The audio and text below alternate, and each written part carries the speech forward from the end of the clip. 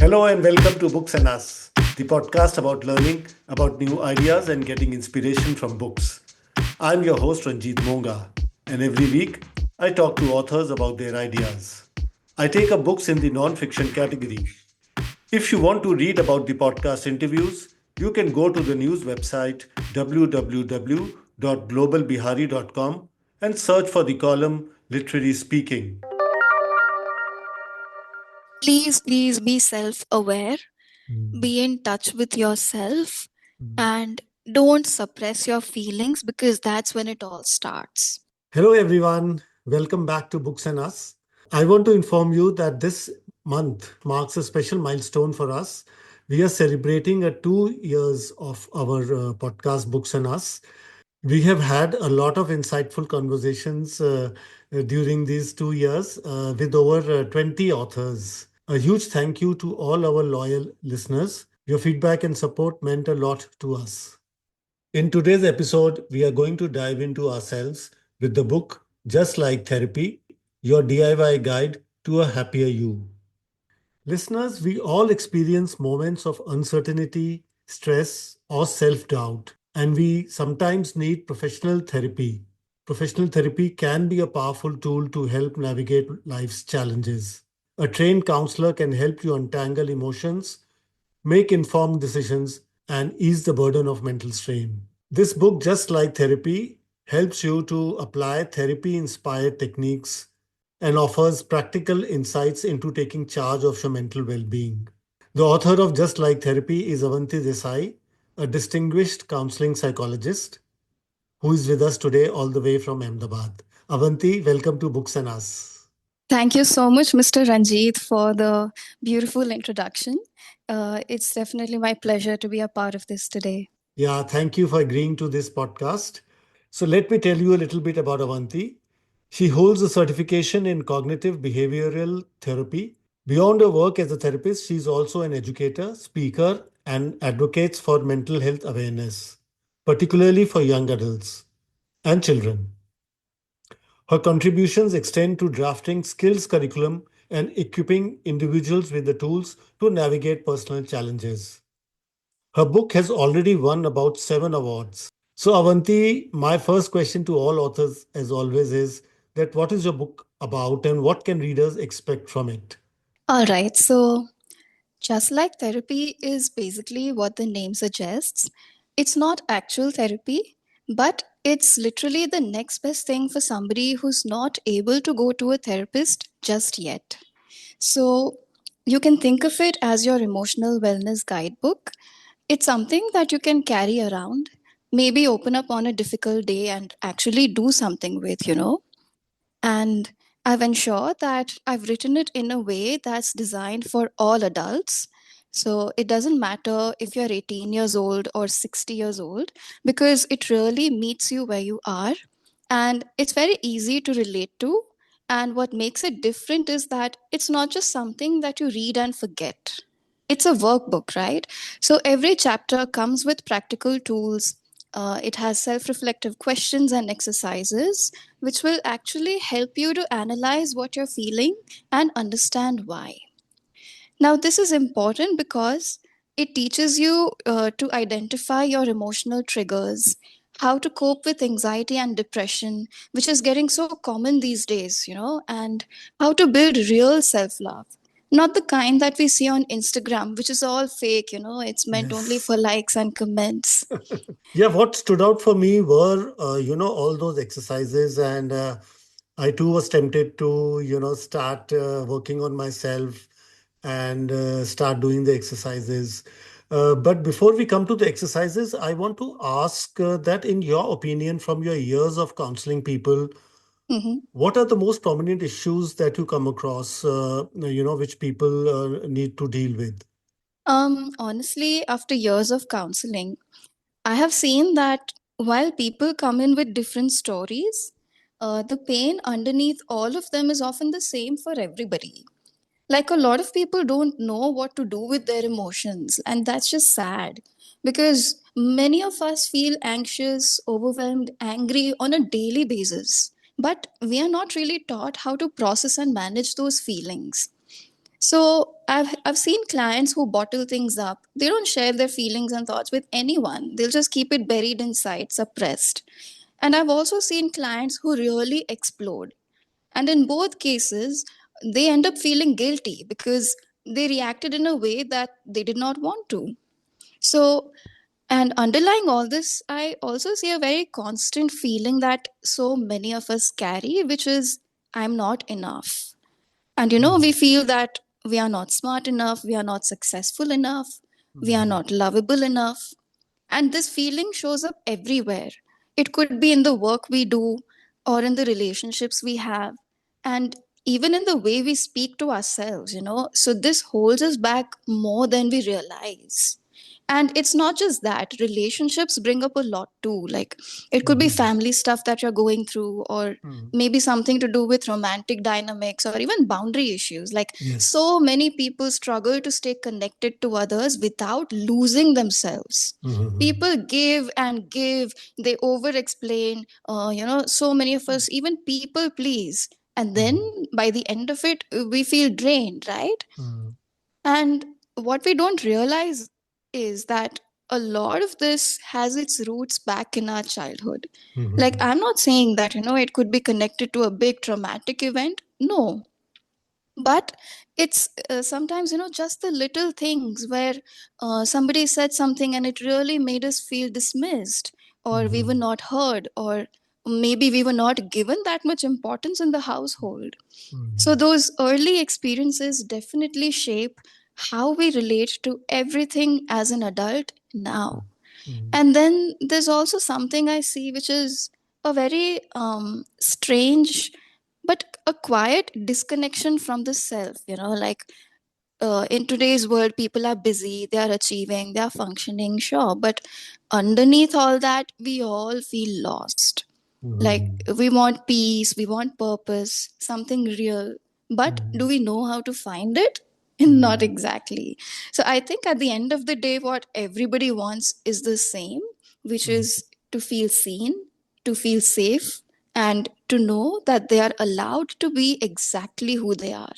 And I Mhm. think that's where healing begins. You talked about earlier about emotions, that people have a lot of issues with the emotions. Right, They may express emotions which they don't want to actually express, or they just burst out and then they feel guilty about it. Uh, right, in this context, in the book, you have devoted a whole chapter to the triggers or the trigger trap, when we get trapped in a trigger which can bring up these feelings based on our childhood experiences. So hmm. what is that, and how can we identify it personally? Okay, so I think the best way for me to explain this is through an example. Mhm. Um, it's something that happens with all of us, right? So let's say that your friend doesn't respond to your message for a couple of days, Mhm. okay?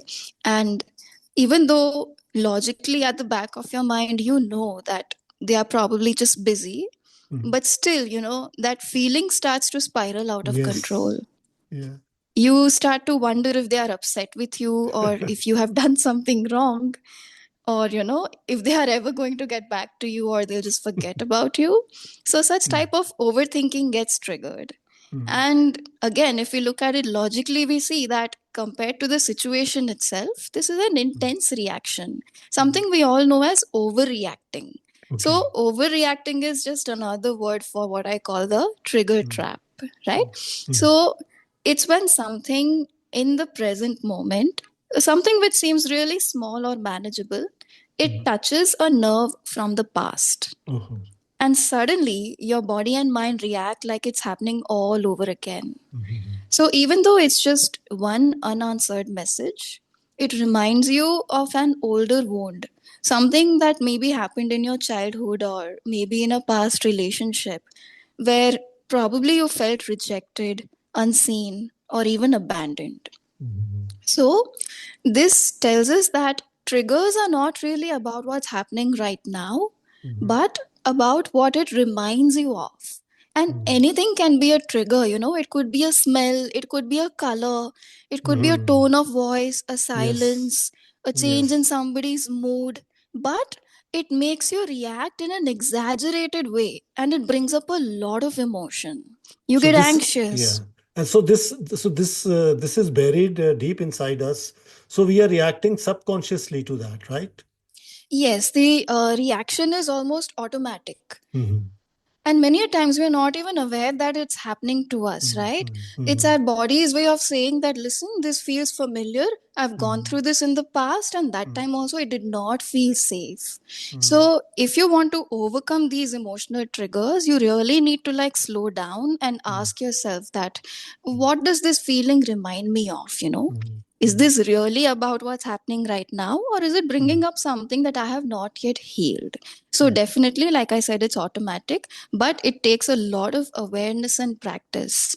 And once you start to notice these patterns, you begin to respond from your present self and not your wounded self, right? That's where healing begins. Not by avoiding triggers, but by understanding that what they are pointing to. So these buried emotions and these triggers, are they uncovered only by with the help of a professional counselor, or can one self-examine and do it also? Both of them can help.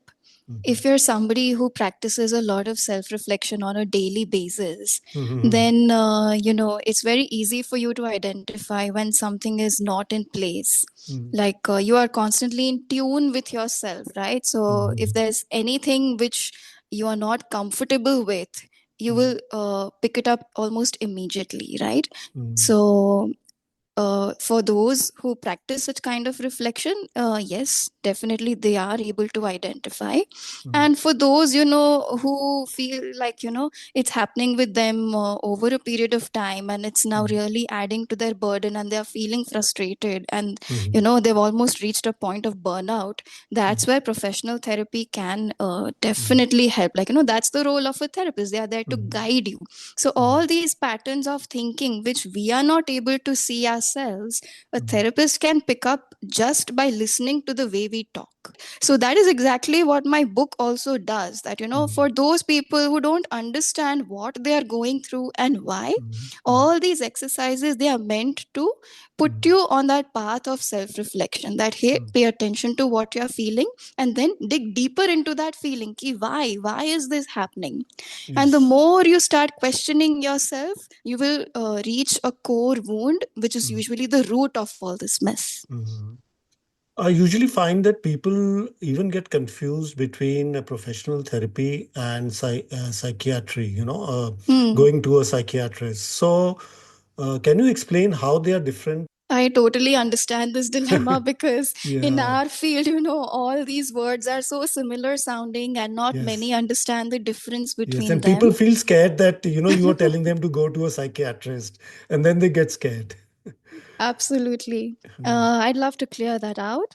Mm, A psychologist is somebody who deals with everyday emotional difficulties, right? So it mm, could be anxiety, grief, or, if you're stuck in a bad relationship, those kinds of problems a psychologist can surely help you out with. And the way they do that is by providing talk therapy. Like mm, we sit with each other, you share your thoughts, you tell me how you're feeling and I will ask you certain questions, and that line of inquiry will help you go deeper into that experience and think mm, for yourself. It's a mm, guided line of inquiry. mm, But the main difference between a psychologist and a psychiatrist is that psychologists cannot prescribe medicines. mm, So if your difficulties, let's say it's gotten very serious. For mm, example, you are struggling with depression mm, and there are stages of depression, right? Mild, mhm, moderate, severe. mm, But for all these years you didn't do anything and that mm, negative unhealthy way of thinking has now mm, converted into a serious issue. So mhm, that alone cannot be tackled by therapy. It mm, is usually complemented with mm, medication. So mm. a psychiatrist is somebody who can, yes, provide therapy, but they also have the license to provide medication. So how does a person distinguish whether to approach a therapist or or a psychiatrist, or should he just go to a therapist and the therapist can then decide? Because I find many times the therapists also refer people to a psychiatrist. Yes, so both of them usually work together. You Mm-hmm. can start by booking an assessment with a psychologist, and based on the first few sessions, I think the psychologist will get a good idea of the kind of problems you have and the best Mm-hmm. course of treatment. So, yes, they are more than capable to, make an assessment about whether medication is required or just therapy can solve the issue. I usually suggest that people go to a therapist first because, Yes. medicine is what? It only suppresses the symptom, right? But Okay. unless you change your way of thinking, the root Exactly. cause is still going to be Mm. present. Mm. And the way of thinking can be changed only with the help of a psychologist. Yes, and I found a very nice exercise in your book to change the way of thinking. And I felt that it's all about awareness because when you are aware that you are going through one of these emotions, then you can, you can take action immediately. And if you're not aware and you are acting in a very spontaneous manner, you can't do anything about it. But I read through this exercise about changing your negative, when we are having negative emotions. In your exercise, you have said that you start rating it, Mm-hmm. and then when you rate it, you will realize that it's not it doesn't seem to be a very harmful event, because mostly when we are acting negatively, we do that because we think that it will be negative for us in the future. So if you change Mm-hmm. that thinking, you can immediately change your reaction. Oh, that's absolutely true. And it's one of my favorite exercises too, Okay. especially when it comes to facing fears, Mhm. because it's so simple but surprisingly powerful. Mhm. And what we often don't realize is that when we are anxious or overwhelmed, our Mhm. brain tends to treat everything around us as a threat. Mhm. It doesn't matter if it's a deadline, a conversation, a social situation, it all feels equally intense. And Mhm. that's where this fear rating exercise comes in because Mhm. it helps us to bring some perspective back. Mhm. So basically, how it works is that you take the things that are stressing you out or the ones which are making you feel anxious. Mhm. For me, it could be, before appearing for this podcast, Mhm. or it could have been an upcoming exam or Mhm. health scare or anything, and Yes, you give yes. each one a rating out of 10 Mhm. based on how distressing you expect it to be. So Mhm. 10 is like total panic, a situation where you can't breathe. It's the Mhm. worst case scenario. And one is just mildly uncomfortable. Mhm. So let's say that you have an exam coming up and you feel like it's a 10. You Mhm. rate it, you Mhm. write it down, Mhm. and then you are supposed to ask yourself that Mhm. realistically, how much is this going to affect me long term? Have I Mhm. handled something like this before? And Mhm. is the fear that I'm feeling now, is it actually a 10 or is it just amplified by my thoughts? And Mhm. the more you think this way, you Mhm. find that the rating slowly comes down. So Yes. something you think that was a 9 or a 10 might now actually feel more like a 5. Mhm. And then you start to breathe again. You feel Mhm. more in control. And if you do this exercise regularly, you also start building emotional awareness. You notice these patterns, what spikes your stress, what doesn't. You become more observant of these little things, right? So if it's a 2 out of 10, maybe you can let it go. But if it's a 9, then surely you need to make a plan, reach out, and ask for professional support. Mhm. Especially when you ask yourself whether you will be able to overcome it in the future. And there I found that the difficulty aspect just disappeared because one Hmm. has handled so many difficult situations in the past that, then you feel that, no, this is nothing. Absolutely. We all And have yeah, made through our yeah. difficult days 100%.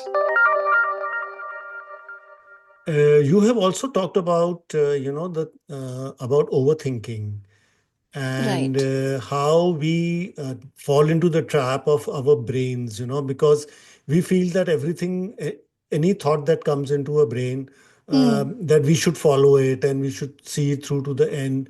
But actually, that's a trap. And even a lot of spiritual spiritual paths say that. So, Hmm. how would you suggest that we identify or know the difference between having a real bright idea like an epiphany or a creative thought versus something that is going to just lead us down a rabbit hole into darkness? That's such an important question. I'm so Yeah. glad you asked that. You're right. Our brain can definitely be both helpful and Mm-hmm. dramatic. It's always trying to protect us, but Mm-hmm. sometimes it protects us by overthinking, overanalyzing, and assuming the worst. Mm-hmm. It's like we start with one small thought, but Mm-hmm. before we know it, we've imagined 10 different scenarios, and none of which have actually happened. Yeah. So, that is the time when we know that the stress is self created.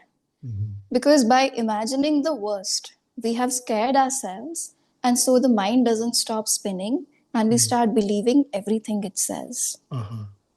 But we need to know that like every thought we have doesn't need to be true, Mm-hmm. right?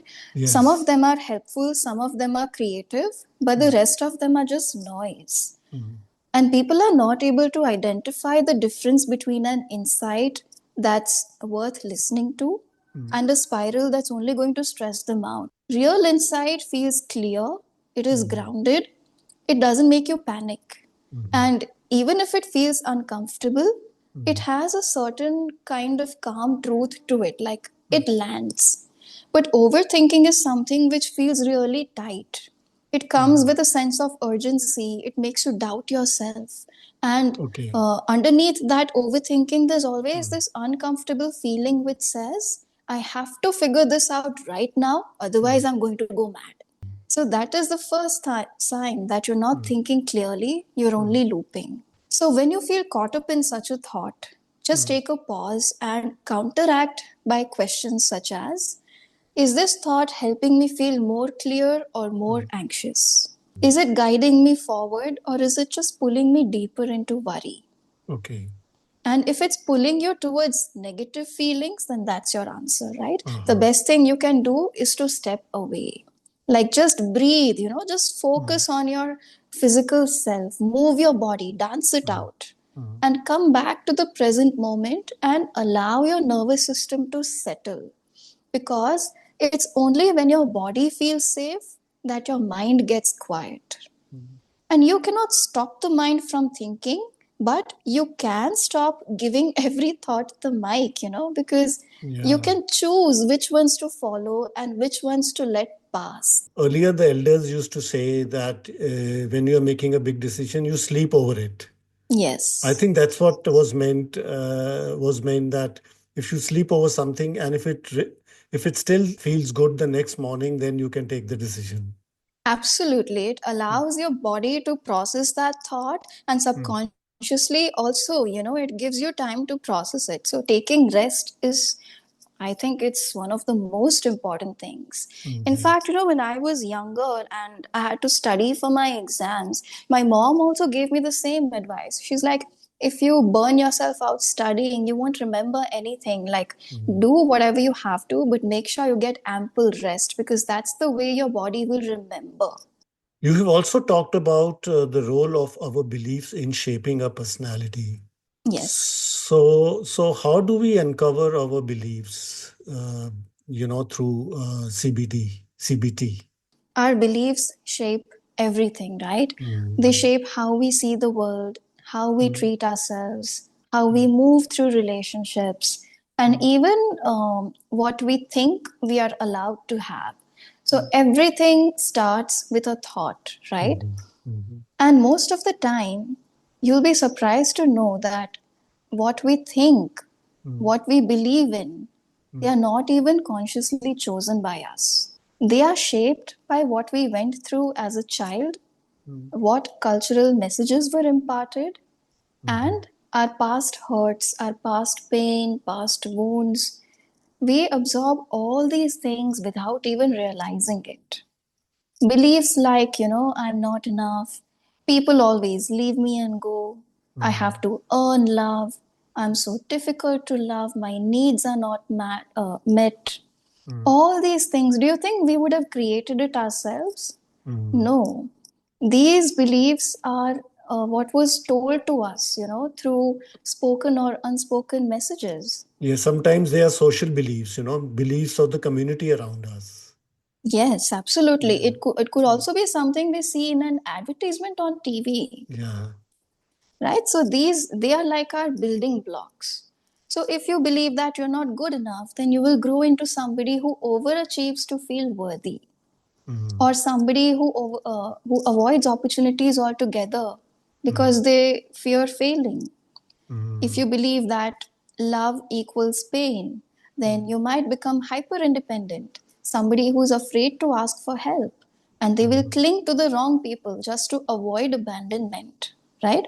So Mm. that belief becomes your default lens through which you see everything around you.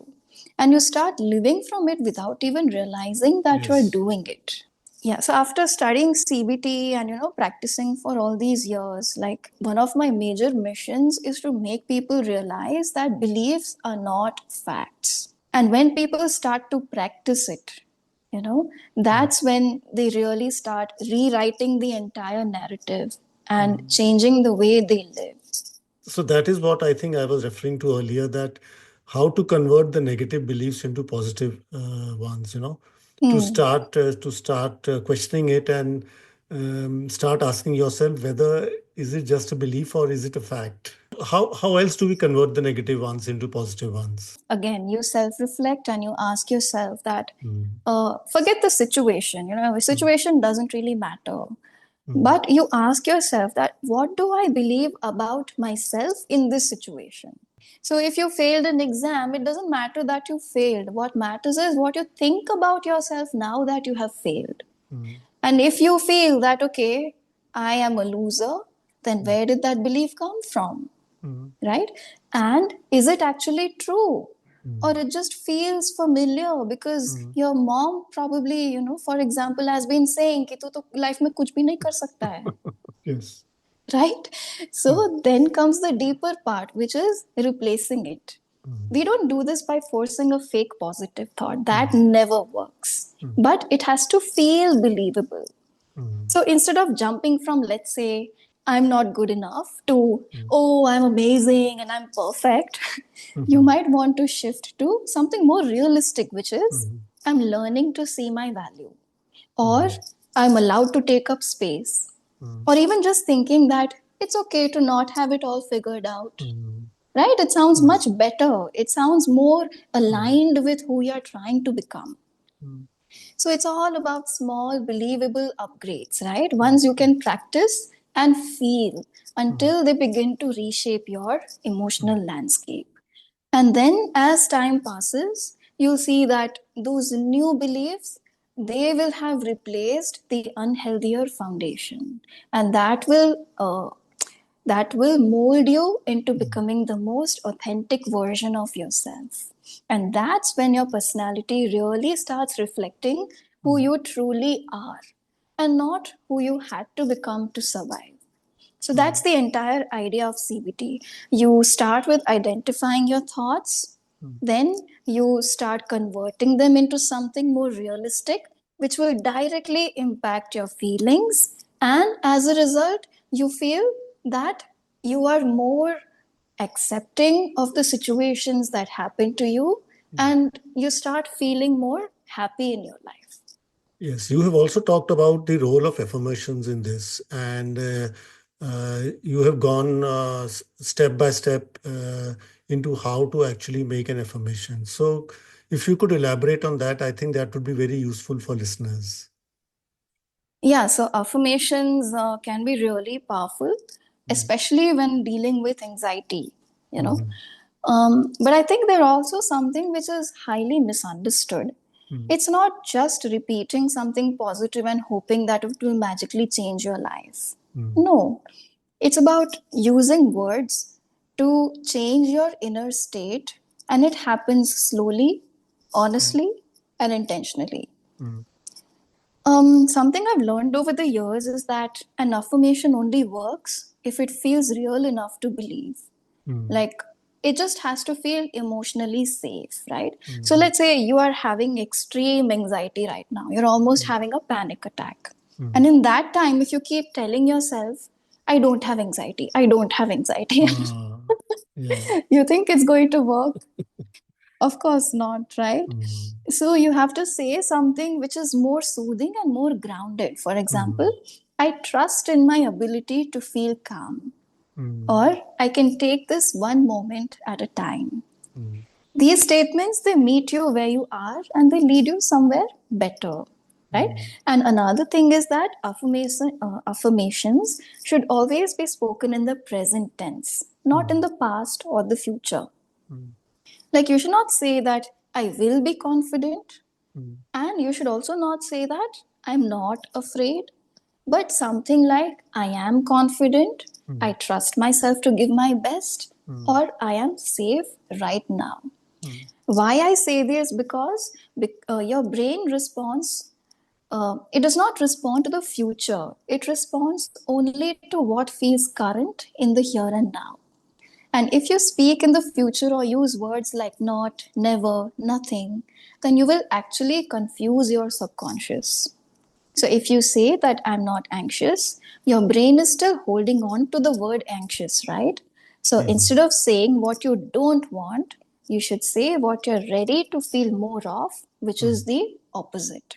So it can sound something like, I trust myself to handle this. My body knows how to come back to balance, right? Mm-hmm. I am worthy, etc. So that's when affirmations go from being just sentences to becoming a shift in your reality. And it's not about saying things perfectly, Mm-hmm. but it's only like, even if one sentence you speak, but you speak it daily with belief and conviction, then it becomes a very powerful turning point. Mm-hmm. We can use affirmations for almost anything, right? Besides anxiety. Yes, absolutely Mm-hmm. anything. Mm-hmm. But it particularly helps with anxiety.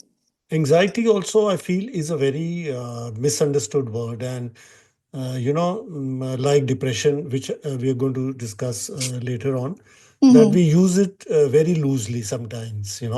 I agree. But I think it's not just a general problem, and something of a grave issue sometimes. With the medical basis. Anxiety, a lot of people feel that if you have anxiety, then you're a weak person, you're not Mm, mentally stable. But mm, it's not weakness of character, it's not a mm, personality flaw like most people feel.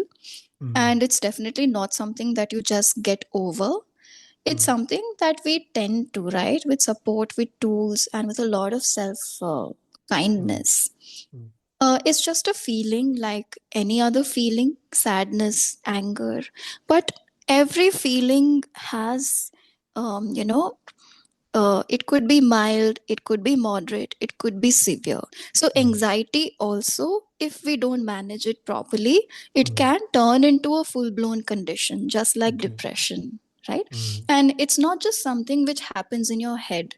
Like it's not mm, 100% a mental condition, it mm. also presents very real physical problems. Yeah, absolutely. So it can affect your mind, body, Mm, and daily functioning in a huge way. So, mm, but it's way more common than we think. mm, Clinically speaking, you can have three types of anxiety disorders. mm, The first one is generalized anxiety disorder, mm, GAD, mm. where a person feels anxious almost all the time. Yeah, you have said in your book that even children suffer from this nowadays. Yes.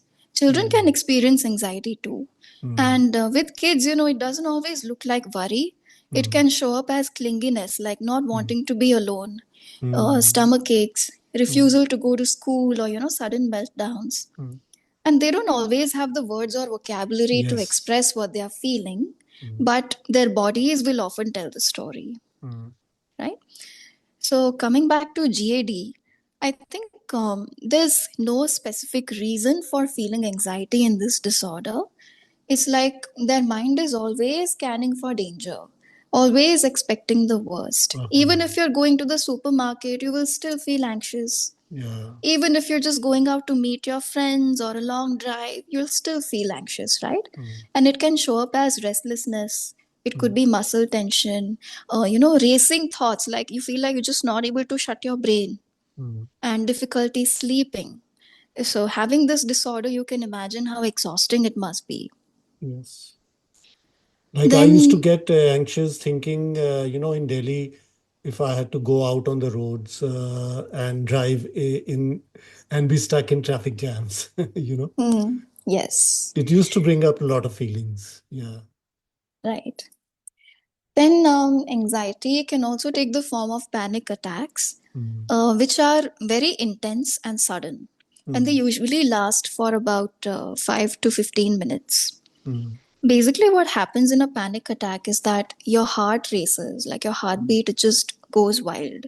mm, You feel like you can't breathe, your hands go numb, mm, and even if it passes in a few minutes, mm, you fear that it will happen again. And mm, that fear can really take over your life. mm. There have been people who feel that, they have mistaken a panic attack for a heart attack. Yes, yes. So it's a very scary experience to go through. Mm. And again, it's not just something that happens in your head, but it also presents real physical symptoms. What is the root cause of it? Panic attacks usually happen when you have not dealt with the underlying anxiety. Okay. And what It is? doesn't happen Mm, suddenly. It's usually a buildup of something you've been avoiding thinking about. Which is why, suppression is very dangerous. If there's mm, something which is bothering you or troubling you, mm. please make sure that you go and talk to somebody. But if So you feel, anxiety also stems from this, from yes, uh, suppressing your emotions and overthinking over a long period of time. yes. Anxiety is what? It's a fear of something happening, but it's Future, often yeah, unreal. Yes, yeah, future related, right? yes. But the thing is that, there's a very strong distinction between fear and anxiety. Mm, Fear is what? Ki if a tiger is standing in front of you, there is an actual danger, mm, right? But in the case of anxiety, what you are scared of is mm, usually imaginary. Today my parents are traveling, let's say from Ahmedabad to Rajkot. mm. It's a long drive. Like it Yeah. takes 4 to 5 hours by road. And Uh, if I'm somebody who's scared of, I have road phobia, for example, yes, yes, then I will worry myself to death thinking कि yes. अगर उनका accident हो गया तो, Absolutely. right? So that is an example of anxiety. It's not real, it's just imaginary. And how do we deal with it? So in the case of panic attacks, the Mm, best thing that you can do is just try and cut that chain of thought. mm, So you can do this by distracting yourself and focusing on your body. So you can either okay. go and have a cold shower, Mm, or you can just hold some ice in your palms so the mm, temperature will distract you, mm, right? Or you can go for a quick run, mm, or you can even have, if this is something that happens to you quite frequently, you can mm. also have a rubber band tied to your wrist and you can pull at it so that it snaps again against your skin. Really? Yes. So that shock, it can bring you back. But otherwise, there's this technique which a lot of psychologists prescribe to their clients. It's Mm, called 5, 4, 3, 2, 1 technique. mhm. So here, basically, what happens is that you identify 5 things that you can see in your environment. Okay. It could be anything in front of you, Yes. right? Mm, And then you move on to identifying 4 things that you can probably we've covered vision, right? So yeah, it mm. could be 4 things that you can touch around you. It could be Okay. the clothes you're wearing, or Okay. something Okay. on your Yeah. skin. Yeah. Then you move on to 3 things that you can hear. Then 2 things that you can smell, Mm. and 1 thing that you can taste. So Oh, it's so a that crime. distracts you. Yes. Mm. So by involving your sense organs, it Mm. really helps you to anchor yourself in the present moment. And it's Mm. a very simple thing to do. You don't even need anything for this. Mm. But then, if you are having a panic attack and you want to do this, then you've got to be aware that, you know. that you're having a panic attack. And that I should do this because many times we won't remember. Yes, which I is remember why. during COVID, I was also having these panic attacks, and a lot of people were going through this. Hmm. And that time we just didn't know how to distract ourselves. Right. So, Mm, which is why, this journey to mental health, it's usually a long one. mm, And you really need to be consistent with your self care. ऐसा नहीं mm, है कि चलो मैंने आज एक दिन meditation किया, एक दिन mm, 5 4 3 2 1 exercise की, तो I will see results that last an entire month or six mm, months. mm, No. और वो ऑटोमेटिक कब होगा? जब आप mm. डेली करोगे, right? It's like you Mm. Have to form a habit. Only then you will remember when danger strikes. Which is So, why, fire training is done in every institution at regular intervals, right? So that yes, when it yes. happens, you know what to do. Yeah, you recall what you have to do. Yes. Books and Us opens doors to knowledge and an understanding of the world around us. Let's discover together. And what about depression? That is again a result of prolonged mental health issues. Yes. Many times we just use the word, very casually. That I Mhm. watched a depressing movie, or I'm alone, so I'm feeling depressed. So does it really mean? Does it really have any meaning at that point? No, in context like that, it's Mm, actually wrong to say that you're feeling depressed mm, because depression is a clinical absolutely. condition. Mm, And basically, the three major symptoms of depression are hopelessness, mm, helplessness, and mm, worthlessness. And when do you identify that you need to meet with a professional or it could be depression? mm, If the symptoms persist for more than 2 weeks. So 2 weeks time you can take for yourself, see if you're able to snap out of it or mm, try your own remedies. mm, But if that emotional mood is not settling, then mm, after 2 weeks you should go and meet with a psychologist. But before that, like let me just explain more, like mm, identify कैसे करते हैं, क्या होता है ये. Depression is not just about feeling sad like a mm. lot of people feel. It's Yes. a prolonged state, right? Mm, Where the emotional heaviness does not lift, mm, even when things around you are fine. mm, ऐसा कुछ होना नहीं चाहिए. मतलब you don't mm, need something to happen for you to mm, feel depressed. mm.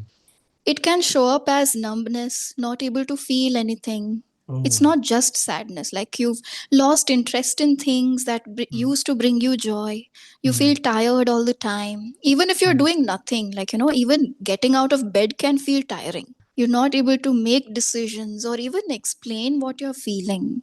Because mm, many a times there is no reason, you're just feeling like that. And that's the thing, like, it's not caused by one major event. It's usually the result of long exhaustion, stress which is unresolved. It could be emotions that you have suppressed. mhm, Maybe it's a past trauma that you've only mm, started thinking about now. mm, Or it could also be chemical imbalances in your brain. They mm, show in movies that a depressed person, they दाढ़ी मतलब बना दी है mm, उन्होंने, नहाने mm, नहीं जाते हैं. They paint this very sad picture, but it's not always like that. mm, Um, there are people who appear completely fine on the outside. mm, They show up to their work every single day. They are overachievers. They smile, but inside they are struggling. Which is why we often say that you should check on your strong friends too. mm. And it's not just adults, even teens and children can experience depression. Yes, yes, yes. And you are saying that it is not caused by any particular event, like breakup or any traumatic event, loss of a loved one. Mhm. So that wouldn't trigger it. But if they do have depression after that, it means that they have been suffering from some things in the long term. Yes. Yeah, all this, see, the root cause of all this is a negative way of thinking. Okay. Right, because if I'm viewing my life through a very unhealthy lens, Mm, it will not allow me to filter out all the positive things, right? mm, I will mm, only focus on what's not working well for me. mm, Today, if I have nominated myself for 10 awards but I got only one, then I have a choice, right? Either I Yes. can look at the bright side, or I keep, I feel miserable क्योंकि मुझे 9 तो मिले ही नहीं. Mm. So your pattern of thinking plays a major role. Okay, right? long-term pattern of thinking. Exactly. I know people who have been suffering from depression for 20 years. Okay. And the sad thing is that they are willing to take medication, but they will not go for therapy. So then how do you expect that their problem will get resolved? So there are people like that, they will refuse to work on themselves. Would you analyze it as saying that those people have some fear of looking inside themselves? It could be. Mm. I've had people come to me and say that, but what if we discover something about ourselves which we are not ready to? Maybe they already know that something is amiss, something is out of place, but maybe they are not ready to confront it yet. So, yes, fear definitely plays a major role. Or it could also be fear of embarrassment or denial that something is wrong with them. Mm. I know that's a very bad way of putting it, Yeah. There's nothing wrong with anybody, but there are times when we all might benefit from support, right? Yes, So yes. it's okay to ask for help. Yes. Even I feel even if you don't have any problem, even then if you're going for therapy, it really helps you to clear your mind, to to help you to move forward in life. It has helped me thrice in my life. Oh, I'm so glad to hear that. And as a therapist myself, like I also make it a point to meet with my therapist at regular Okay. intervals. Okay. It's just a way of ensuring that we are taking care of our emotional baggage and, dealing with things at the right time so that they don't build up. Matlab, we make sure that we brush our teeth every single day, right? Why do we brush our teeth? To ensure that all that buildup doesn't happen, because if it Yeah. does, then it's going to get really ugly, messy, and painful. Mm. And there are many reasons people go to therapy. Sometimes it's just to vent. Yes, Right? absolutely. Okay, our mental health issues also affect our body. So, what happens to our body? How can our thinking lead us to poor health? So basically, when our emotions, what is an emotion? Emotion is nothing but energy, right? It is emotion, right? Energy in motion. Energy needs to move. Yeah. But when we don't let our emotions flow, they get stuck in our bodies, right? When we don't process them correctly, they get stored. And our body remembers every single thing which happens to us. Whether we remember it or not, that's a different issue. But the body always remembers, right? So when you have gone through a traumatic event, for example, and you have not processed it properly, that kind of thing can result in real physical symptoms, especially when we talk about anxiety, right? We all experience certain fear when trying different things, right?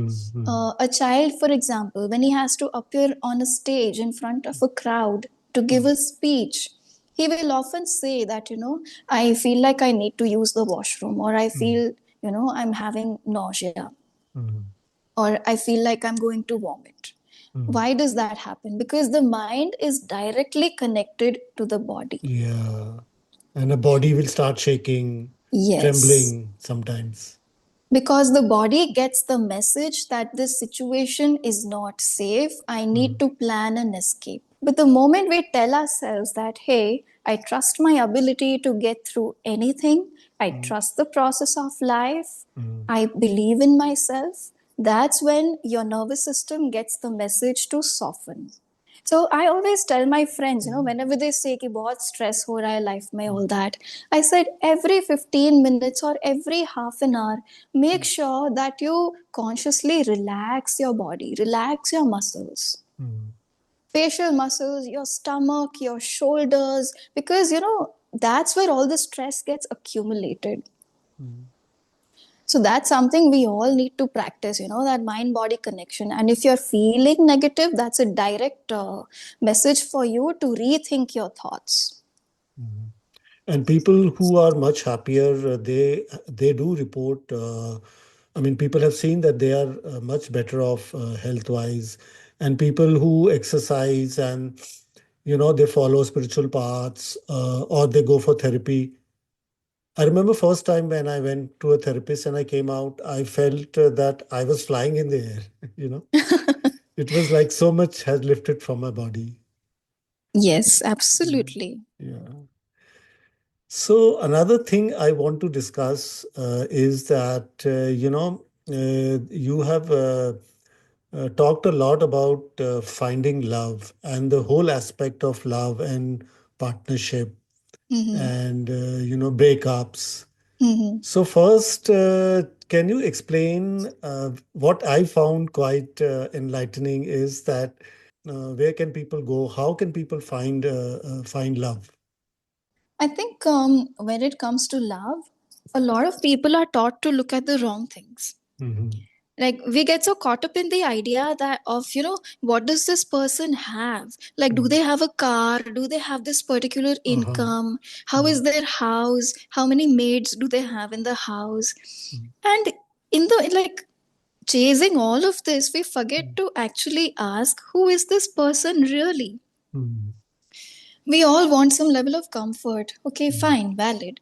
But if you're choosing a partner based on just wealth and status alone, then mm, you are building the relationship on very surface level things. mm, Because money cannot teach somebody how to communicate with kindness. Like, it will not make them emotionally available, and it will not guarantee loyalty, mm, respect, or even safety, right? mm, mm, So, if you're looking for love, I think you should look for somebody who makes you feel safe in your own skin, mm, somebody who listens to you, mm, respects your boundaries, and mm, even shows up when it's inconvenient.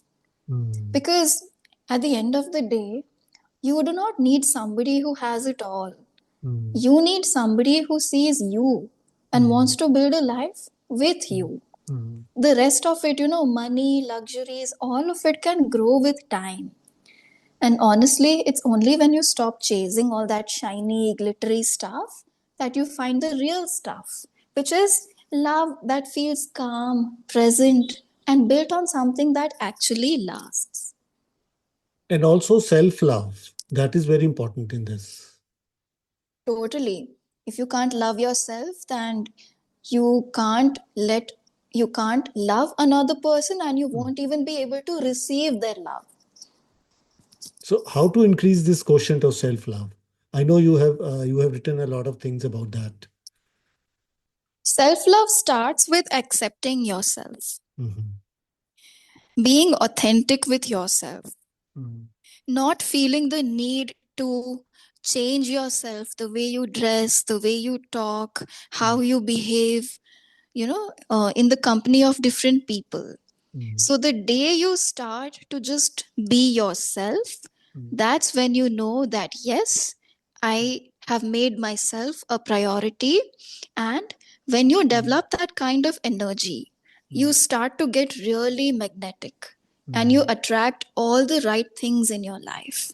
mm, And that also shifts a lot of things. For example, relationships that were only taking your advantage, they will start mm, fading out of your life because mm. you begin to see your value, And you right? start keeping your boundaries.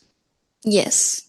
Mm, So it takes a lot of self reflection, and it's not easy to do, mm, but one can always take small steps. It mm, begins by saying no to what you will allow and what you will not allow in your presence, mm, using your voice, mm. telling somebody that, hey, I don't like this.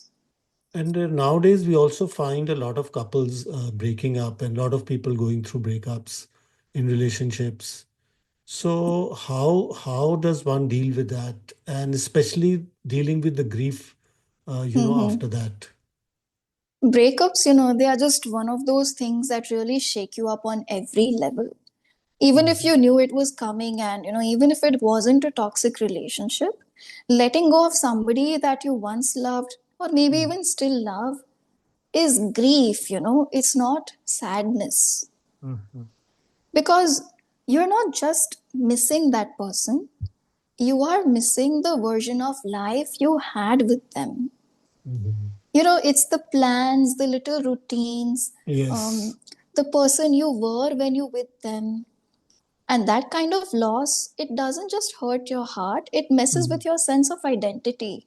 Mm. Because one day you have everything, like, you're doing everything together, talking, Mm. shopping, texting, sharing life. And the next day, there's absolute silence. They are gone. And that silence is loud. Mm. And you feel it in every single thing you do. And weirdly enough, like, even if the relationship wasn't good, Mm. you still find yourself craving it because at Yeah. least it was familiar. Mm. So, grieving a breakup doesn't mean that you're weak, Mm. and it doesn't mean that you're not healing fast enough. Mm. It just means that you're human and that Mm. you're letting go of something that Mm. mattered to you. And moving on is not about cutting contact with somebody and Mm. focusing on yourself. No. Mm. Moving on is about rebuilding the parts of your life Mm. where that person used to live, changing the narrative. For Mm. example, your balcony is one place where you used to go and weep frequently at night. Mm. Now, consciously, you will choose to do something else. So instead of Mm. crying there, you will go there and create a happy memory, Mm. changing the story, changing the Mm. memories, right? Mm. So it's not failure, it's healing, and it's never linear. Like there will Mm. be days where, you're crying your eyes out, but then there will also be days where you're fine. Mm. So, and it's easy to have thoughts like maybe it was all my fault, or what if I will never find somebody again. Mm. But you need to understand that it's the grief talking, Mm. it's not you talking.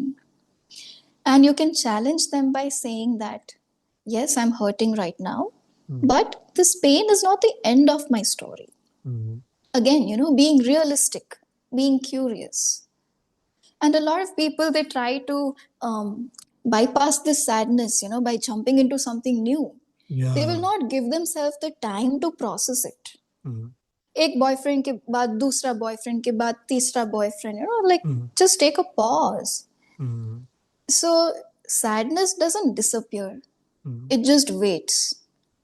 And when you're finally quiet, it Mm. returns. Mm.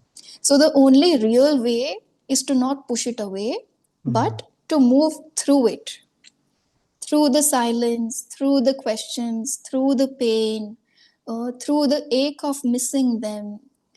And it's only when you allow yourself to go through all that that you begin to come back to yourself. And that's when you notice those little things that, yes, I laughed today, that I Mm. made it through the night, Mm. that, I did not check their page. And these are the small, small wins, that's your progress. How much time would this require on a normal basis? There's nothing like normal when it comes to healing. It's Mm. different for everyone. Everybody. But as long as you're doing it correctly, Mm. you don't have anything to worry about. Mm. Because it's not linear, like I said, Mm. there are ups and downs. There will be days when you're fine and days when you're not. But the more you practice it, you will finally reach a day where, yes, you feel a little pain, Mm. but it's not too overwhelming to affect your present. And that's when you know that you've truly healed. Okay, I also have a couple of questions from one of our listeners. She has Okay. sent questions in advance. Okay. This is from Ishani Jalota. She asks if there's one tool from your emotional toolbox or a daily ritual that you think everyone could benefit from, what would you say that is? I would probably pick many, but Mm. if it's just one thing, Mm. I would say that it's checking in with yourself daily. Mm. Like, just taking a few minutes before Mm. your day starts or after it winds down to Mm. actually ask yourself, Mm. how am I feeling right now? What's going on inside me that Mm. maybe I have not noticed? Mm. What do I need today? It's a very simple exercise, almost too simple, Mm. but not many of us pause to do it. We just wake up, we jump into our work, we get pulled into other people's energy, social media. And by the end of the day, we have no idea why we are feeling so drained. But this activity ensures that whatever negative feelings are coming up, you don't allow them to build up, and you manage it when it is still small. So you suggest to do this self-reflection by journaling or just by thinking and spending a quiet moment, Whichever works for you.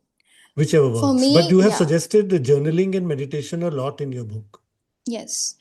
So I've had clients, who express themselves the best by talking, and they say that journaling doesn't help us. So for those people, I suggest recording themselves on their phone, or, speaking to themselves in front of a mirror. But if it works, like if writing is something that you enjoy, then sure, go ahead. Or it could also be just, quiet reflection, something you think about in your mind. But just ensure that you process it before you sleep. The goal needs to be met. It doesn't matter how you do. So Ishani also asks that she sees a lot of people going to therapy nowadays to vent themselves, about the daily struggles and digging deeper into themselves. But many of them say that it's not helping them really understand who they are. So, what would you say is a good starting point for young adults today to truly understand themselves?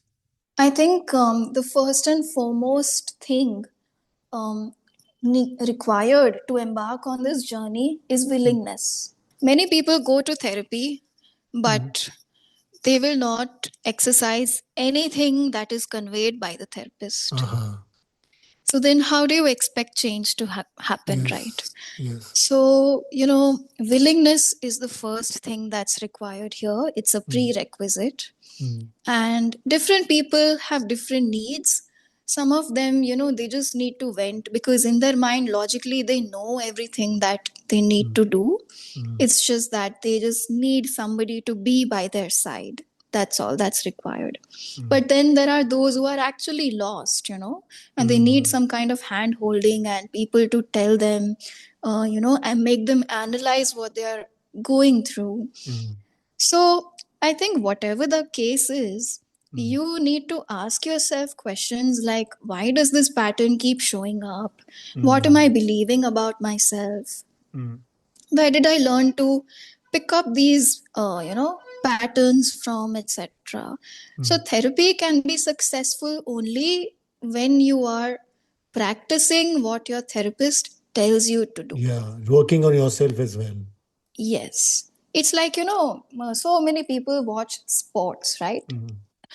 Now, there's a difference between a coach and a player. The role of a coach is to guide the players and tell them how to play.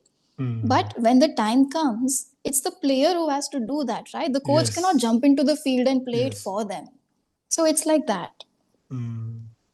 And she's asking, how do people try to really understand themselves? I would say then self reflection is one. Mm. And two is that they should maybe go for therapy or reflect over a long term what they really want. I think one more way in which they can understand themselves Mm. is start being more observant about Mm.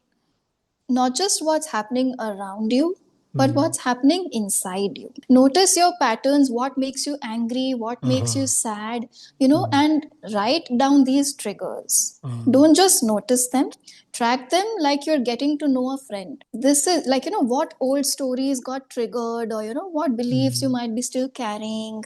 mm. So therapy can still be amazing, yes, but it becomes transformational when you ask all these deeper questions about yourself, right?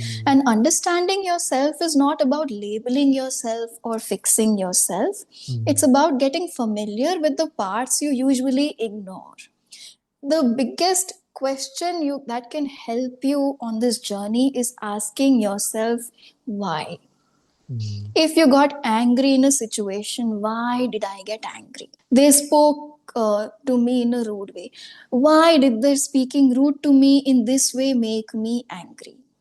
Mhm. What does that say about me? Mm. Right? So that's what helps you go deeper and deeper and understand yourself. You've also talked a lot about social media and the consequences it can have on our mental health. Yes. What do you think should people avoid, or how they can, keep themselves mentally healthy even despite being on social media? Social media is a very powerful tool. It can make or break you. Mm, So, of course, you need to have certain boundaries in place. mm, Reduce the amount of time you spend on social media, mm, especially if you feel that you're not able to control and you're just wasting your time. It's affecting your productivity. mm, Then put a time limit on it. You do mm, have controls for that on your smartphone. So mm, utilize those controls. Secondly, don't just believe everything you see. mm, It's a fake world out there, right? mm, So whatever you see on social media, always question it first. कि mm, इसका source क्या है? Why did they have to post it only now? What mm, are my thoughts about it, mm, etc. And some people have this habit of watching news incessantly, like mm, non-stop, continuous through the day. मतलब TV चालू ही है. It's not just nutritious food that we mm, need to consume, it's also nutritious information we need to consume. mm, mm, Because what we think is the building block for mm, our personality and for our mental health. If the mm, quality of information we are soaking in is mm, unhealthy, it will mm, contribute to mm, disorders, right? mm. So watching news, matlab, it's too much of negativity. Are you sure Mm. you're able to handle that much? If Yes. you're a mentally strong person, then sure, go ahead. But Mm, if you're not, and if you're getting very sensitive, so if you want to stay updated, then yeah, have a few reliable channels, but mm, then don't dedicate excess amount of time to it. Don't obsess mm, over it. So I think keeping a safe distance from social media helps. mm, And a lot of people feel the need to post each and everything that happens in their lives mm, on social media. mm, That is a sign that somewhere this person um, depends on attention to feel good mm, about mm, themselves. mm, So maybe recognizing it in yourself and finding healthy mm, ways to feel good about yourself while mm. keeping your life private. Because many people also post, things, and you may find yourself starting to Feeling compete, jealous, jealous, yes. starting to compete with them that, they are doing so well and I'm not doing so well, or they are visiting this place and I haven't visited that place. So that can be very bad for your mental health.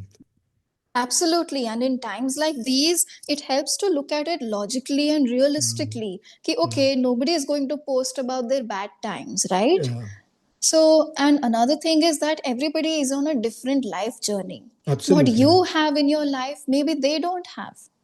And Mm, just because they have something doesn't mm, mean that, you don't have abundance in your life. mm, So, looking at it from a very mature kind of a lens mm, helps you understand that it's not about them. mm, You know, you just need to focus on your life and compare yourself with your past self. That's all that's required. mm. So, in the end, how would you encapsulate, the learnings from the book, which you feel are most important for people to lead a day-to-day healthy life? Again, this is not a simple question at all, and there's so much I could Mm, say here. But mm, again, if I have to give just one thing, is that mm, please be self aware, mm, be in touch with yourself, mm, and don't suppress your feelings because that's when it all starts. mm, Right? So this book is especially for those who are not able to go to a therapist. mm, If you feel that you are struggling with something, then mm, please utilize this book and mm, work on yourself. mm, Because if you don't, there will be a time when you will regret, right? So don't take emotional difficulties lightly, and please check in with yourself. As I said, it's very important because that's what, helps you ensure that you are actively creating a life that's healthy and mm. happy for you. So every thought counts, and you have to consciously check the quality of your thoughts. So pay attention to them. And I would just like to end with a thought here Mhm. that be very careful with what you say because you are listening.